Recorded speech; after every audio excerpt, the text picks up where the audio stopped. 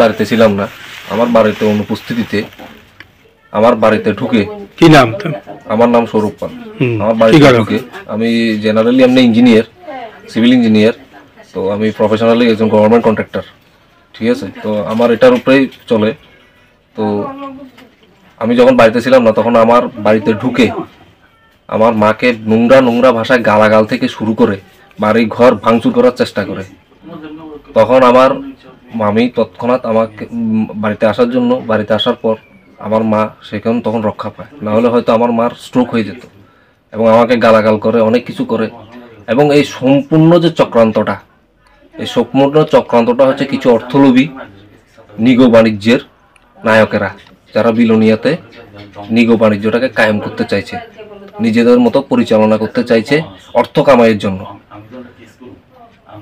আর আমার বাড়িতে যে দুর্ঘটনাটা সংঘটিত হয়েছে আমার বাড়িতে যে ঘটনাটা সংঘটিত হয়েছে সেই ঘটনার মূল নায়ক হচ্ছে অভিজিৎ দেবনাথ, বাড়ি বাঁশপাড়া কলোনি।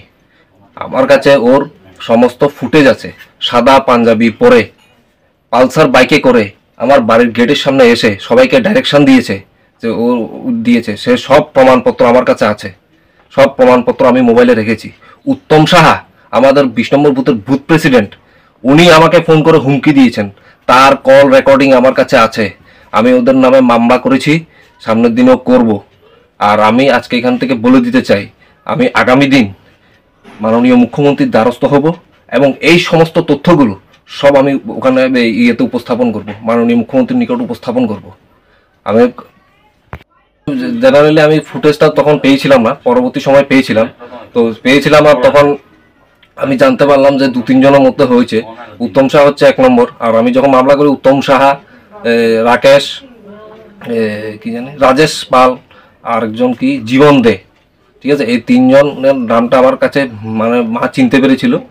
আর এই যে মূল যে ঘটনাটার মেইন নায়ক হচ্ছে অভিজিৎ দেবনাথ, বাড়ি বাঁশপাড়া কলোনি, ঠিক আছে।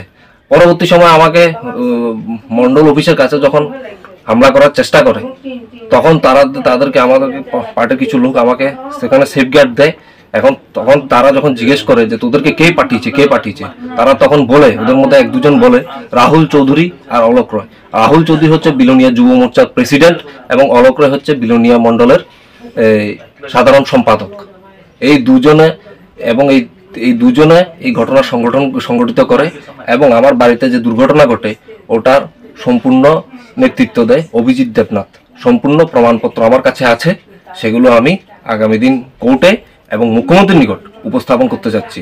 আর আমার এবং আমার পরিবারের যদি কোনো কিছু হয়, যদি দুর্ঘটনা ঘটিত হয়, এটার জন্য সম্পূর্ণ দায়ী থাকবে এরা 3 জন, অলোক রায়, রাহুল চৌধুরী এবং অভিজিৎ দেবনাথ।